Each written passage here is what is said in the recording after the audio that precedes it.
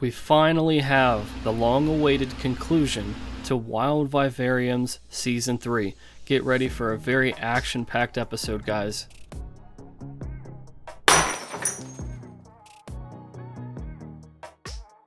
If we're going to conclude Wild Vivarium Season 3, we have to wrap it up by starting with the matriarch of the Wild Vivarium show. She's the animal who started it all, Max, the female White's tree frog. I got her August 22nd all the way back in 2024. My very first frog. I was super excited to take care of her. And as you can see here, all of her party gifts that we provided for her and her friends were very welcomed. Some of these clips are from the Woods and Forests Media Instagram account. You've already seen some of these if you follow us on Instagram, but if not, make sure to follow us after this episode so you get the chance to see a lot more cool content about these animals that we don't necessarily show on YouTube. Life has been fantastic for the White's tree frogs and the bell frogs inside this enclosure. All of the cool things that have taken place since the last episode really come into fruition. You get a chance to see all of the White's tree frogs hanging out on the security camera footage that we've been able to capture. Setting up this security camera and being able to track what the animals are doing at any time during the day and night has been a true victory, having the chance to see what they're up to. But take a look at this during the day, guys. Look at all of the ferns and this other vining plant that grew into the enclosure. I had to remove all of the pothos that was a monoculture, and since I did that, all of the Australian plants have done nothing but thrive. I mean, these are live feeds into the tank. These are really cool and really special ferns and Australian plants that I got from Josh's Frogs. So after this episode, click the link and check out all of the cool plants that Josh's Frogs has. I have to make a disclaimer though as well. I also get 10% from every item that you purchase if you click the link, and all of that money goes to benefit Max and all of the animals for the Woods and Forests Media YouTube channel.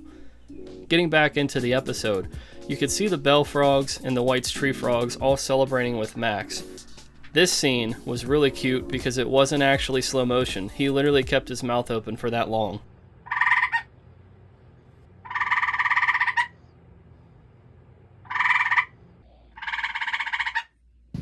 So his name is Esperanza. No, I don't let people handle mine because there's skin toxins that they have, but also I don't want to take a chance of anybody like accidentally harming them just because they're very fragile animals. For the next half hour as we get to know more about our wonderful area. And we have a great show lined up. Our first guest is Aaron Capulli. He is the founder and president of PA Woods and Forests, and his little friend, what's his name? Esperanza. If you haven't already, please meet Esperanza, the male eastern gray tree frog, who was rescued this year during Frog Week 2023. It's safe to say his episode was the highlight of the entire series this year. Esperanza made it on TV, he was on the cover of newspapers, and he was featured in a lot of conversations and critter talks that we had with a lot of youth kids at camp and also senior citizen homes. Esperanza has a very bright future, and it seems like he's won over Melania, the female eastern gray tree frog. She's the lone survivor of a catastrophe that we'll talk about later. But as for now, Esperanza has been deemed one of the healthiest male eastern gray tree frogs that my vet has ever seen. It means they have very good genes in his population, and it also means we have an exciting animal to watch once again when we start focusing in Season 4 on caring for eastern gray tree frogs. I can't wait to create more care tips and showcase Esperanza and Melania along with an updated enclosure. That's right, the eastern gray tree frogs are going to get a much nicer setup. I think it's out with the old and in with the new. We also want to make sure Esperanza feels at home. And we can't do that if the enclosure looks exactly like it did whenever we had our old friends. We want to make sure that we tailor it as we learn and gain knowledge and education about these animals. And I can't wait to share that with you. But take a look at how voracious Melania is in slow motion. Season 3 is not without its own catastrophe. I talked about earlier in the season using a reverse osmosis system to supply water for all of my frogs and toads and how it's a good idea. It can also be a disaster if you don't know how to remineralize the water correctly.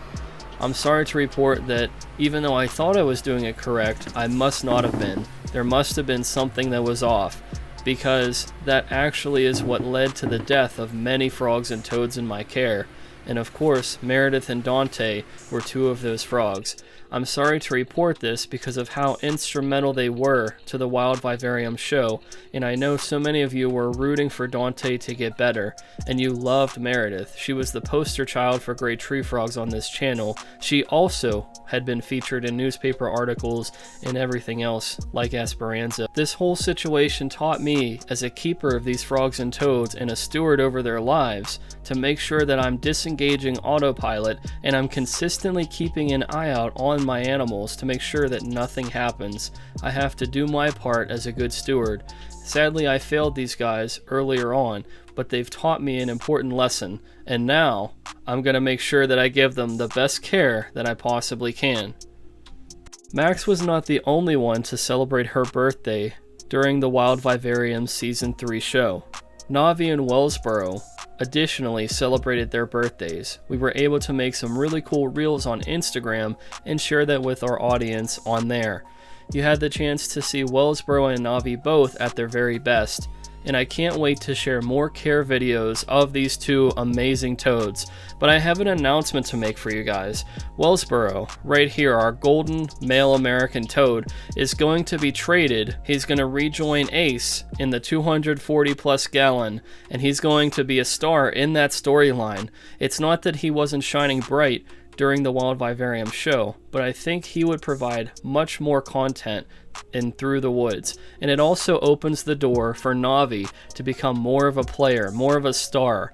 And also, Navi has been guilty of trying to starve Wellsboro. So in one way, she's forcing my hand to move him into a different enclosure, and on the other hand, it's better for the both of them. She's going to have more space, and she could be as voracious as she wants and hunt the entire enclosure, which she does. And Wellsboro gets the chance to move into a much larger enclosure and to be a star and compete with some of the very best in that enclosure. I can't wait to share Wellsboro's new story, and I can't wait to share Navi with the Critter Talks. It is super exciting, guys. I can't wait to have all of these upcoming care videos teaching you how to care for your frogs and toads, especially your American toads. I wasn't quite ready to talk about this whenever it happened, September of 2022. I'm sorry to report that one of our founding members, Pharaoh, the Southeastern 5-line skink, was the very first tragedy of the reverse osmosis system. I was hysterical. I was so sad I didn't even know what to do whenever he passed away. There was no way I could bring it upon myself to talk about it on camera. This is the first time I've ever broken the silence of what's happened to him. And it's very sad and tragic because Pharaoh was a father, he was a husband, and you can see how he was snuggling with Amzie in this clip. And ever since he passed away, Amzie has not been the same. She's a widow now, and he really left a legacy for the Wild Vivarium show. He was one of the founding members, and he's truly a legend. There's nobody that could take his place. He will forever be remembered in the Woods and Forests media stories, and sadly, he joins Dante, Meredith, Bane, and a few others in that devastating loss to the reverse osmosis system, and it is dark and sad that that happened. But even though that's true, it's also true that we have new stars and that we have new beginnings and new hope. Well, how are you guys all doing today? Good!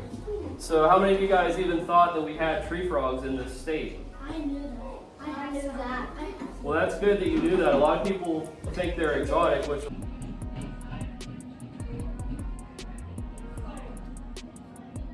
Season 4 means that we're going to take the show on the road. Once again, we're going to bring back Critter Talks and talk about various critters like snails, pitcher plants, American toads, great tree frogs, and maybe anything on the menu in the Wild Vivarium show.